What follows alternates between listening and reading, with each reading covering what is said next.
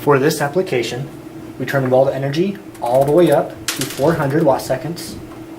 We turn pulse 1 all the way down to 0 or off, and pulse 2 we're going to set at 200 watt seconds.